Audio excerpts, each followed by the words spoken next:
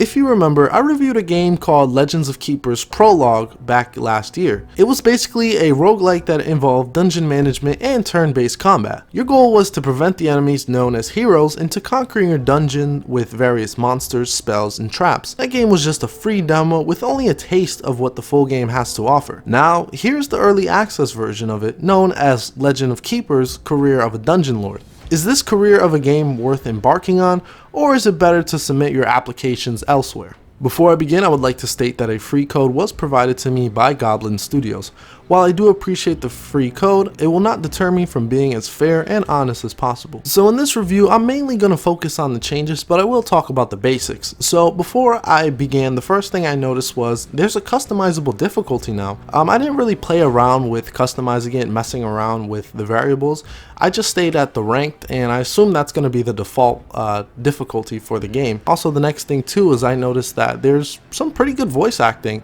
The tutorial lady was talking and her voice was pretty good. I was surprised by it. So you start off with a tutorial showing you how the combat works. Basically, some rooms you place traps, others you have to cast a spell, and others you place your monsters. It's a very well done tutorial to help you get acclimated to things. Things that have remained consistent in the combat front are the turn-based mechanics. And also that placement of your units is basically vital to your success. And one thing that has remained the same is how you deal with the heroes. You can either kill them outright or demoralize them to scare them away. And that depends on the attacks that you use. Some attacks focus on health, while others focus on morale. So you can gain, for killing the enemies, you gain blood.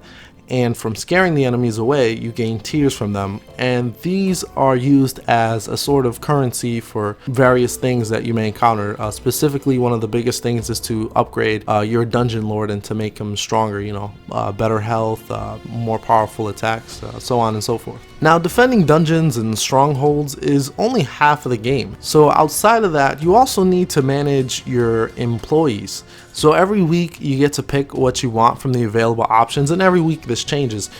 Some of the examples are you can train employees, you can train yourself, you can upgrade traps, you can send some monsters on pillaging missions, etc, etc.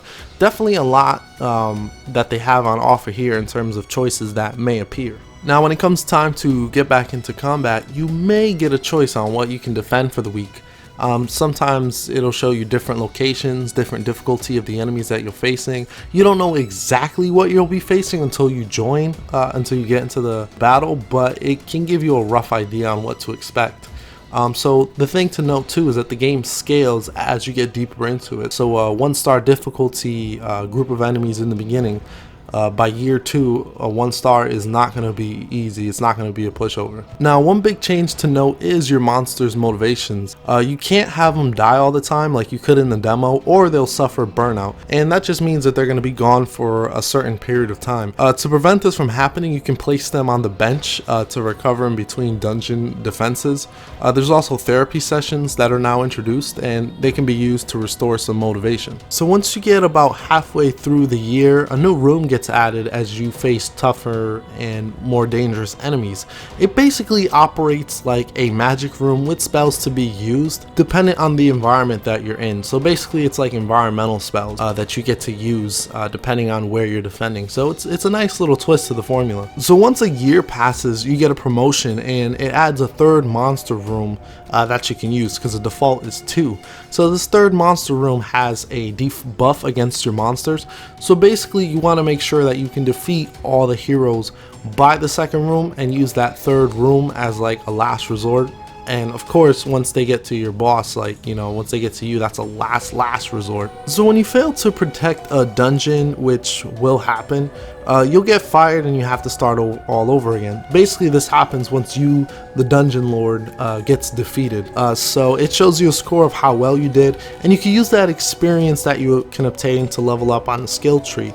And these are basically permanent bonuses for the dungeon lord. So next time, it should be relatively easier and you should be able to get farther. So as I mentioned, failure will happen fairly often. I mean, this game is freaking brutal, especially compared to the demo. I mean, with the demo, I used to be able to beat monsters heroes by the time they get to my first monster room. Heck, I can't even do that. I barely scrape by in the second encounter.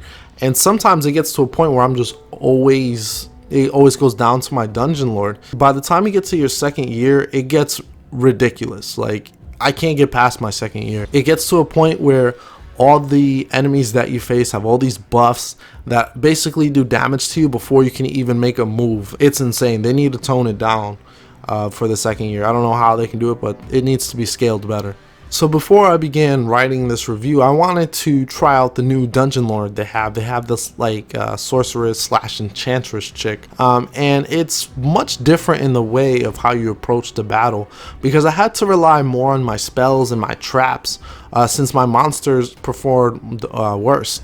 Basically, outside of it, there weren't a lot of training sessions. So many early access games tend to have their fair share of bugs and glitches. But honestly, I haven't ran across a single one, which is a rarity. These devs are very reactive to any issues that come up. I mean, just making this review, by the time this gets released, there's probably already going to be like 5 or 6 hot fixes. And also, the graphics look freaking amazing. There's so many subtle details with the environments and with your characters. It just looks great. Overall, I had a very enjoyable time with this one. It's a great package, especially for just starting on early access.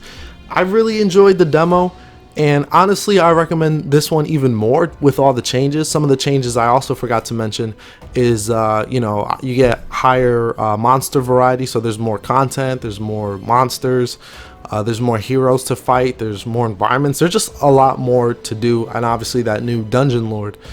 So there's just much more to keep you busy in this one compared to the demo.